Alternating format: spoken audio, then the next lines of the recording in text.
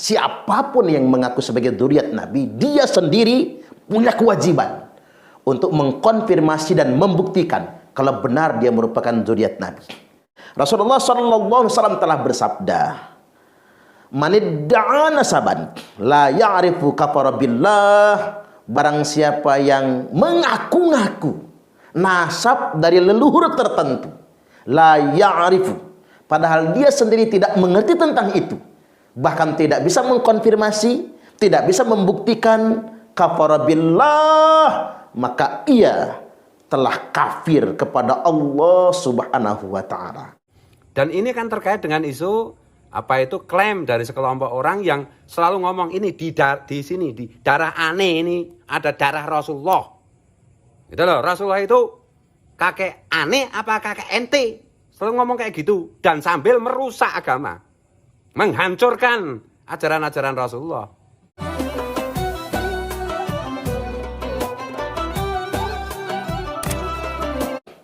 Assalamualaikum warahmatullahi wabarakatuh. Pada kesempatan kali ini saya hendak berpendapat terkait dengan persoalan nasab. Anggap ini sebagai sekedar himbauan moral saja. Persoalan tentang nasab habaib di Indonesia ini tidak bisa dihentikan begitu saja atau menguap tanpa kejelasan. Hal ini sangat berkaitan demi terjaganya martabat dzurriyyat Rasulullah sallallahu alaihi wasallam. Saya sependapat dengan Gus Fuad Pleret yang beliau tidak setuju dengan ungkapan Buya Yahya yang mengatakan dalam tanda kutip tes DNA untuk membuktikan keabsahan nasab tersebut adalah perbuatan kurang ajar. Dan juga pernyataan dari politisi nasional Nusron Wahid yang dia mengatakan jangan-jangan yang nuntut tes DNA ini adalah keturunan Abu Jahal. Saya pikir Nusron Wahid sudah berucap yang berlebih-lebihan, perkataan yang tidak pada tempatnya, dan itu sikap yang sangat emosional, tidak ilmiah lagi. Kita ini sedang dihadapkan dengan suatu fakta kenyataan. Belakangan ada oknum, katakanlah orang-orang yang merasa dirinya adalah nasab yang suci. Ya kalau hanya merasa jadi masalah, tapi berubah menjadi suatu bentuk arogansi dan kesombongan, nunjuk-nunjuk dirinya. Ini di dalam darah aneh nih mengalir darah Rasulullah. Itu kalau kata Gus Fuad, beliau mengutip pernyataan orang-orang tersebut. Bahkan sekarang muncul bocil-bocil yang kemudian ngaku-ngaku Habib misalnya, lalu minta diistimewakan di tengah-tengah masyarakat. Bahkan saya juga sempat menyaksikan hal yang serupa. Bocil-bocil yang masih muda, dia ingin dimuliakan oleh orang-orang yang sudah tua. Ini kan sangat kontradiktif dengan akhlak Islam itu sendiri. Mungkin karena memang mereka, satu, mereka belum dewasa, yang kedua mereka belum matang, yang ketiga memang ada indoktrinasi kalau mereka ini adalah nasab yang istimewa. Sehingganya karena orang yang belum matang, mereka merasa lebih mulia dari orang lain, seakan-akan punya hak untuk merendahkan orang lain. Ada lagi anak muda, umurnya saja belum nyampe 40 tahun. Lalu kemudian dengan arogannya ceramah kemana-mana, provokasi, marah-marah, nyebar berita bohong. Setiap orang yang mengkritik dia malah dibalikkan, benci dengan zuriat Nabi, benci dengan Ahlul Bait. Kemudian ada bapak-bapak yang disuruhnya azan, ketika sampai pada kalimat asyhadu anna Muhammadar Rasulullah, dia katakan Muhammad itu jadi au jaddak, Muhammad itu kakek saya atau kakek kamu. Ini ngedenger yang kayak gini kan, ini luar biasa loh. Ada orang yang betul-betul menyombongkan nasab itu sendiri, seakan-akan agama ini milik dia, seakan-akan hanya dia yang berhak untuk mengklaim agama ini. Ini kan menjadi persoalan. Nah, belakangan kita dihadapkan dengan arogansi nasab, kesombongan atas nama nasab. Mereka bebas berbuat kesalahan apapun, mereka bebas mencaci maki dan anti kritik. Setiap orang yang memberi masukan kepada mereka, justru mereka serang balik. Apa kata mereka? Benci Ahlul Bait. Loh, kan ini kan nyata-nyata. Ada oknum sekelompok orang yang kemudian coba kita ingin ingatkan karena pernyataan mereka itu merusak citra Islam, tidak sesuai dengan ajaran Islam, tidak sesuai dengan akhlak Islam. Peringatan ini kan bagus, nasihat ini kan bagus, karena peringatan itu sangat penting bagi orang-orang beriman. Tapi tiba-tiba semua orang yang coba mengkritik mereka, menasihati mereka, mereka klaim benci Ahlul Bait. Kita sedang menasihati orang, mengingatkan orang, tapi diklaim, ditunjuk benci Ahlul Bait, ditakut-takuti matinya nanti su'ul khotimah, lalu kemudian dituduh-tuduh jangan-jangan dia anak hasil zina, makanya benci Ahlul Bait. Alangkah jauhnya fitnah yang mereka sebarkan. Ada orang-orang yang ikhlas dari umat Nabi Muhammad di Indonesia ini, para ustadz, para ulama, para kiai yang ikhlas menjaga agama ini, menjaga keindahan Islam ini, coba memberi peringatan kepada mereka, malah dituduh sebaliknya benci Ahlul Bait.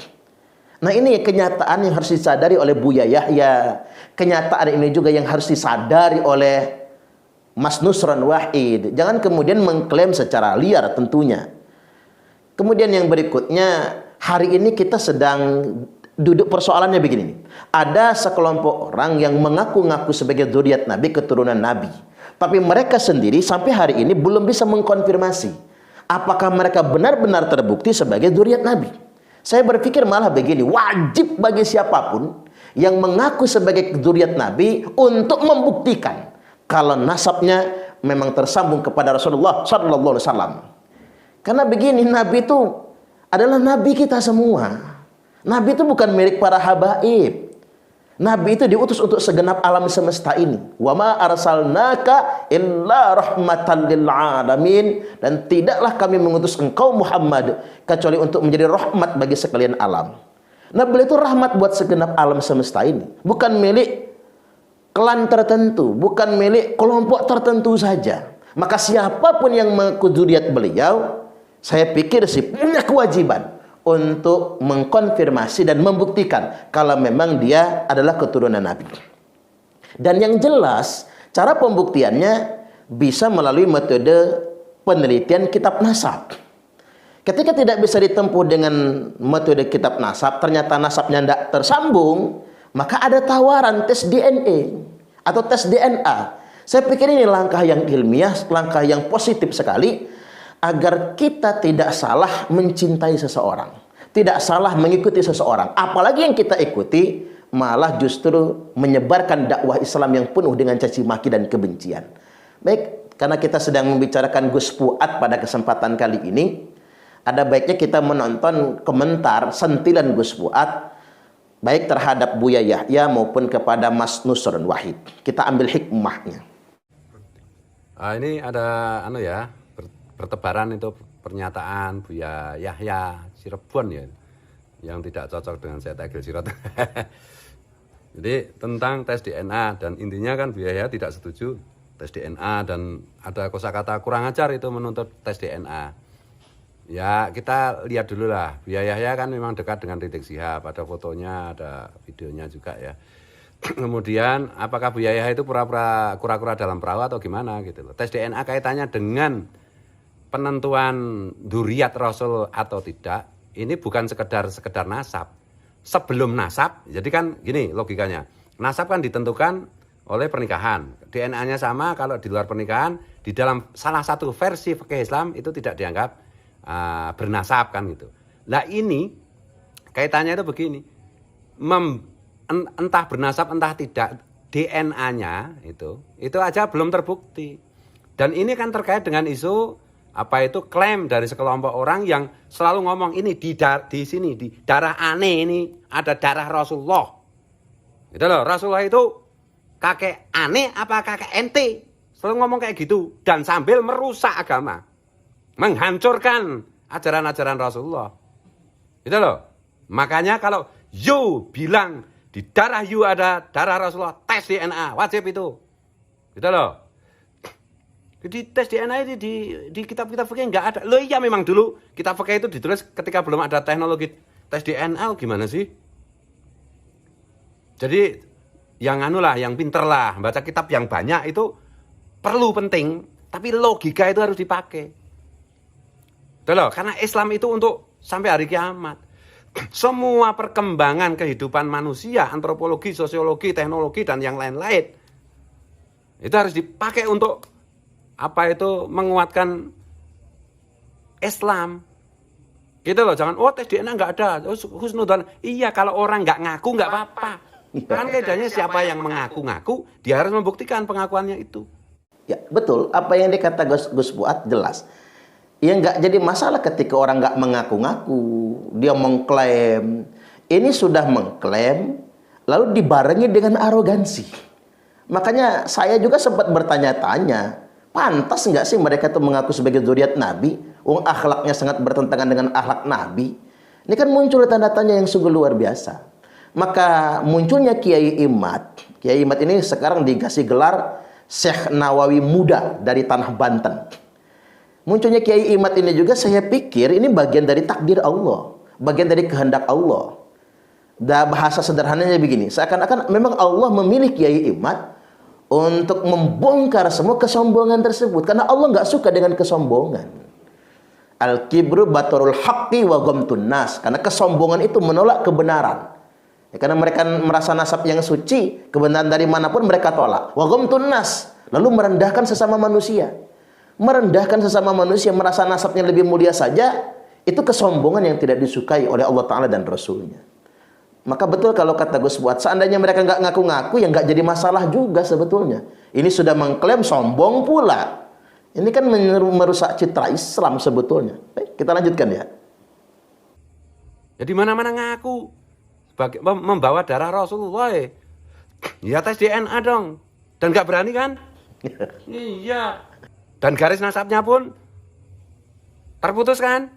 Coba itu sampai hari ini tes apa itu statementnya, penemuannya Kiai Imaduddin Osman. Apa ada yang bisa membantah? Sudah berhari-hari, berminggu-minggu Kiai Imaduddin Osman menantang seluruh nasab dunia untuk berdebat live atau berdebat offline langsung. Nggak ada yang berani. Apa sih kemarin sih bocil siapa itu? Ayo debat. Anu langsung gini. Ya ternyata ditanggapi juga nggak berani. Ngeles sana ngeles sini. Jangan main-main lah. Tuh loh. Ulama itu alladzina yang duruna nal ummah bi'ainir rahmah.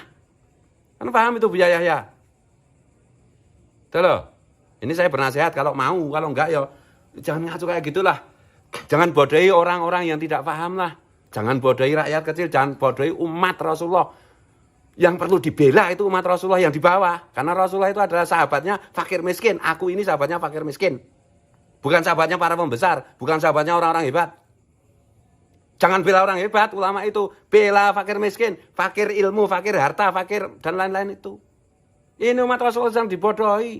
Umat Rasulullah sedang diajari kurang ajar. Umat Rasulullah sedang diajari radikal. Masa bikin statement selencah-selencah kayak begitu. Yang bener dong. Betul loh, kalau mau diingatkan. Nanti kita tanya sama Gus Fuad. Terjemah selencah-selencu ya. ini istilahnya Gus Fuad soalnya. Betul loh, kalau mau diingatkan, kalau enggak ya terserah. Sejarah nanti akan mencatat, akhirat nanti akan membuktikan. Berpihaklah pada yang benar. Jangan main-main dengan umat Rasulullah. Ini itu bukan kaitannya, bukan pertentangan antara Bani Wali Songo dengan Ba'alawi atau pertentangan antar Habib dengan Kiai, enggak. Ini membela prinsip-prinsip Rasulullah. Agama Rasulullah sedang dirusak. Umat Rasulullah sedang diajari yang enggak-enggak. Tuh, mereka mengklaim membawa darah Rasulullah, tes DNA. Tes nasab gagal. Dengan pernyataannya, dengan penemuannya Kiai Imaduddin Osman. Tes DNA. Siapa tahu nanti ada juga. Jadi, jangan di apa itu, kalau di Jogja itu jangan dipleset-plesetan gitu dong. Ya. Kalau mau, kalau enggak nanti di akhirat kita ketemu. Kan mungkin hidup kita nggak mungkin 100 tahun lagi kan, nggak mungkin. 100 tahun lagi kita ketemu di alam barzah nanti. Ini tanggung jawab dong kepada umat Rasulullah. Semua ulama itu bertanggung jawab pada umatnya Rasulullah. Tidak bertanggung jawab kepada para elit, para orang hebat, para orang viral. Ya. Ini agak bersemangat bukan marah. Mohon maaf, mohon ampun, mohon ridho ya. Oke. Baik, selanjutnya menarik tanggapan Gus Fuad yang ceplas-ceplos. Tapi saya pikir logis banget tuh. Beliau ceplas-ceplos, ngomong ngalir apa adanya, bahasanya ndak ditata. Tapi menurut saya logis apa yang dikatakan Gus Fuad. Dan resep di hati juga sebetulnya. Ini kerisauan kita bersama. Karena setiap pemuka agama bertanggung jawab terhadap umatnya. Jangan sampai menampilkan ajaran Islam yang salah. Innallaha jamilun yuhibbul jamal. Karena sesungguhnya Allah itu indah. Dan Allah suka yang indah-indah. Kita punya tanggung jawab untuk merepresentasikan dakwah yang indah. Islam yang indah. Perbuatan yang indah. Bukan arogansi mengatasnamakan agama. Ketika dikasih peringatan, dikasih nasihat, jangan arogan, lalu kemudian tiba-tiba nyerang balik, Anda benci ahlul bait. Waduh, memang sudah dikasih waktu oleh Allah beberapa waktu agar mereka sadar, ternyata tambah arogan. Makanya muncul fenomena seperti yang sekarang ini. Berikut kita dengar juga tanggapan Gus Fuad terhadap Mas Nusron Wahid. Saya pikir Mas Nusron Wahid juga tidak boleh segitunya. Beliau harus menghargai para kiai-kiai ulama-ulama yang menjaga NKRI ini. Kita semua adalah pribumi yang mungkin ya fisik beginilah kalangan pribumi ya. Tidak sehebat segagah orang-orang Eropa atau orang-orang Arab dan lain sebagainya. Tapi kita orang-orang yang berilmu, para kiai termasuk Kiai Imaduddin Utsman adalah orang-orang yang akan dimintai pertanggungjawaban juga oleh Allah Subhanahu wa taala. Tidak boleh kemudian ada penyimpangan perilaku yang mengatasnamakan agama dan seakan-akan ada sebuah pembenaran. Apa yang saya katakan pembenaran? Kok sampai kemarin-kemarin itu tidak ada yang mengingatkan para habib-habib muda yang arogan tersebut. Ketika masyarakat pribumi, kaum ahwal yang mengingatkan, justru diserang balik benci habaib. Benci zuriat Nabi, benci ahlul bait. Tetapi sesama habaib sendiri atau para sesepuh pernah kan memberikan peringatan secara langsung bahwasanya itu perilaku yang tidak baik sebetulnya. Jadi ini harus dipahami oleh Mas Nusron Wahid sebetulnya. Artinya kiai-kiai pribumi yang betul-betul berilmu yang coba memberi peringatan, ini bukan atas dasar kebencian, tapi ini sikap keilmuan sebetulnya. Inilah integritas ulama yang sesungguhnya. Baik, kita coba dengarkan dulu. Saya disclaimer dulu ya, saya beberapa tahun lalu punya keyakinan bahwa Gus Yahya Stakuf harus menjadi ketum setelah Kiai Said Elgi Sirot di PBNU karena ijtihad beliau mengenai fikih peradaban, karena saya seorang Gus Durian. Makanya saya meyakini itu, dan di situ timnya Gus Yahya kan juga ada Nusron Wahid. Nusron Wahid itu sekarang menjadi waketum PBNU gitu, dan juga tim ses Golkar yang pengen banget menduetkan Prabowo dan Erlangga Hartarto menjadi capres dan cawapres. Jadi sulit dibedakan antara Nusron Wahid sebagai waketum PBNU atau Nusron Wahid sebagai politisi. Nah ini saya baru aja dapat apa itu video gitu. Nusron Wahid bilang, kurang lebihnya bisa dicek di internet banyak, di YouTube, bahwa yang menuntut tes DNA untuk para habib itu mungkin keturunan Abu Jahal. Jadi saya, Kiai Imaduddin Utsman, Kiai Raden Syarif Rahmat, kemudian Kiai Nur Ihya, kemudian KRT Fakih Wirot Hadi Ningrat, kemudian Abu Ya Yusuf, kemudian ulama-ulama lain yang tidak bisa saya sebutkan dari anak cucu Wali Songo itu kata Nusron Wahid mungkin keturunan Abu Jahal. Ya nggak apa-apa, Abu Jahal kan orang terkenal. Mungkin Nusron Wahid mungkin keturunan malaikat. Itu ya. Dan Nusron Wahid juga bilang Ahlu Baitul Mustafa Tuhuri itu diartikan semua dzurriat Nabi.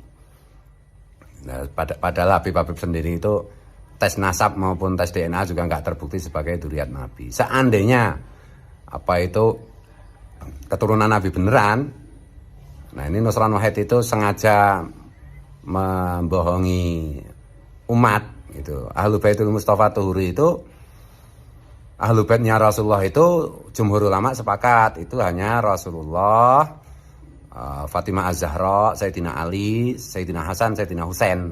Itu loh. Ya. Jadi yang politisi bohong, membohongi rakyat itu biasa, membohongi umat itu biasa. Kebenaran dipermainkan seolah-olah ini sesuatu yang cuma politis, cuma apa ya cek-cek gitu, biasa lah kayak gitu itu. Jadi ya nanti sejarah akan membuktikan. Kalau di bukunya Gus Yahya itu kan ada puisi yang beliau tuliskan ya. Kita berpihak pada yang benar atau berpihak pada yang salah. Kita setia memburu kebenaran dengan resiko sampai binasa, atau kita berselingkuh dengan kegelapan. Itu ya. Jadi ya terserah aja omongannya Nusron Wahid yang menyesatkan umat itu, terserah, lanjutkan. Saya menyarankan lanjutkan saja. Sekali lagi ini bukan persoalan Pak Alawi dengan Duriat Wali Songo. Ini soal benar dan salah. Inilah fikih peradaban. Gitu loh. Al-muhafadzah ala qadimi sholeh wal akhdhu min jadidil aslah. Min jadidil aslahnya di mana? Hanya untuk kepentingan politik, hanya untuk kepentingan menyenangkan sebagian pihak, hanya untuk elektoral, kok menyakiti Rasulullah. Menyakiti umat Rasulullah itu kan menyakiti Rasulullah. Nah kalau memang benar-benar dzurriyyah Rasulullah, kenapa tidak berani debat terbuka? Kenapa misalnya tidak diangkat ke Bahsul Masail Nasional, undang Kiai Mat dan kawan-kawan. Kemudian undang itu orang yang merasa nasabnya sudah benar itu. Ayo diskusi debat dengan sehat, dengan terbuka, dengan jujur. Bukan main selintutan kayak begini. Bukan kayak gimana? Tesis itu. Main apa? Selintutan. Ini istilah baru dari Gus Fuad juga. Main selintutan. Nanti Anda tanya langsung apa maksudnya main selintutan. Tapi bagus juga usul beliau tentang Bahsul Masail Nasional. Ini bagus juga, keren juga nih sebetulnya. Ya kan debat kemarin tidak terjadi tuh. Karena memang debat itu ngeles saja kerjaan mereka kan. Maka ada kan Bahsul Masail Nasional. Ini penting sekali sebetulnya. Beragama ini kan mesti jujur. Beragama ini kan mesti dengan apa adanya. Jangan sampai kemudian banyak manipulasi yang mengatasnamakan agama. Nanti benar kalau kata filsuf itu, agama itu candu buat rakyat. Di mana rakyat cuma dinina-bobokkan saja dengan bahasa-bahasa agama. Berarti agama hilang dimensi kejujurannya dong. Kan al-haqqu min rabbika. Agama itu dari Rabbmu.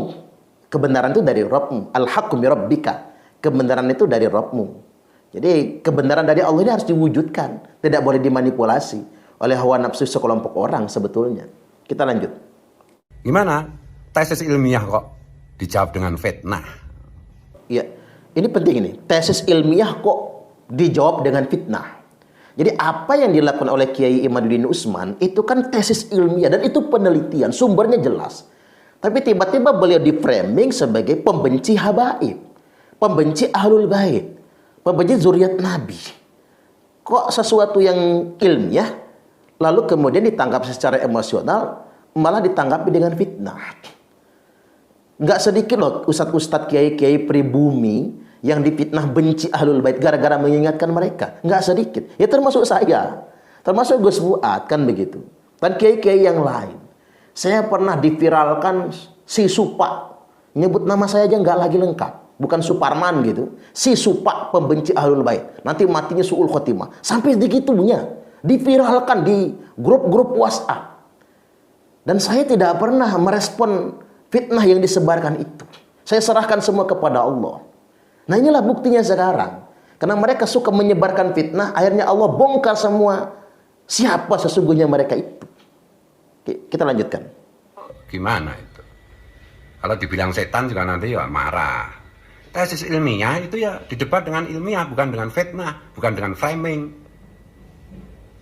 Dituduh membenci dzurriyyat Nabi. Siapa yang benci dzurriyyat Nabi itu? Siapa? Kita bertanya. Mereka ngaku-ngaku dzurriyyat Nabi. Mana buktinya? Sanad nasabnya dibuktikan oleh Kiai Maduddin terputus. Disuruh tes DNA ngeles terus. Diajak diskusi terbuka ngeles terus. Ya harusnya kayak Nusron Wahid itu sebagai orang besar. Kalau saya kan cuma orang kecil. Teman-teman ini kan cuma orang kecil. Jelata sahabatnya rakyat jelata, sahabatnya fakir miskin. Orang-orang besar itu sudah memfasilitasi. Diangkatlah menjadi diskusi Bahsul Masail atau apa. Kiai Imat kan juga pengurus NO. Nur Ihya juga pengurus NO.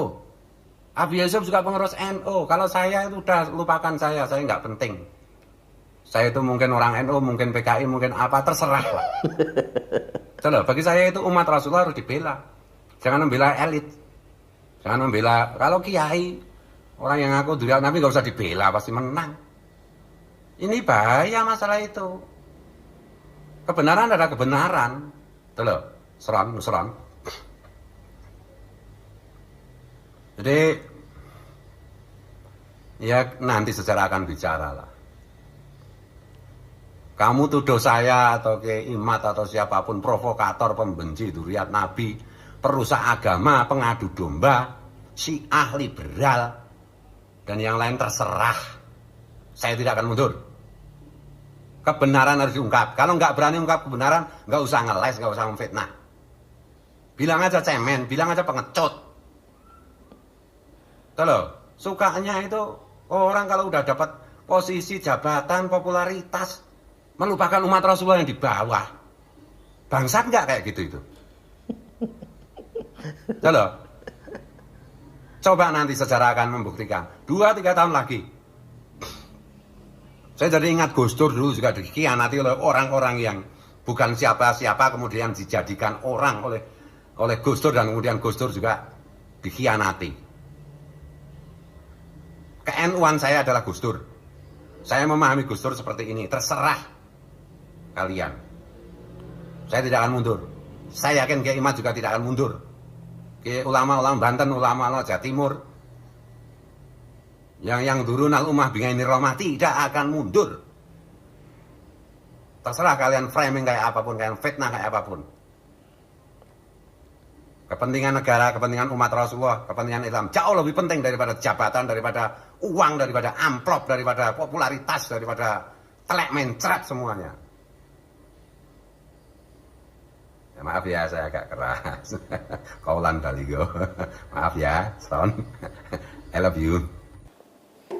Ya, Mas Nusron Wahid, ada salam dari Gus Fuad. I love you katanya. Ya, Gus Fuad memang orangnya ceplos-ceplos apa adanya. Dan apa yang dikatakan beliau itu masuk di hati kita semua. Tapi yang jelas memang ya inilah cara di NU untuk saling mengingatkan satu sama lainnya. Tapi yang jelas saya ingin tegaskan pada kesempatan kali ini, harus ada keseriusan untuk membuktikan siapapun yang mengaku sebagai dzurriyyat Nabi, dia sendiri punya kewajiban untuk mengkonfirmasi dan membuktikan kalau benar dia merupakan dzurriyyat Nabi. Rasulullah SAW telah bersabda, "Manidda'a nasaban la ya'rifu kafara billah." Barang siapa yang mengaku-ngaku nasab dari leluhur tertentu, la ya'rifu, padahal dia sendiri tidak mengerti tentang itu, bahkan tidak bisa mengkonfirmasi, tidak bisa membuktikan, kafara billah, maka ia telah kafir kepada Allah Subhanahu wa ta'ala. Ini menunjukkan bahwasanya semua orang yang mengaku-ngaku punya kewajiban untuk membuktikannya. Mudah-mudahan bermanfaat. Wallahul muwaffiq ila aqwamit thariq. Wassalamualaikum warahmatullahi wabarakatuh.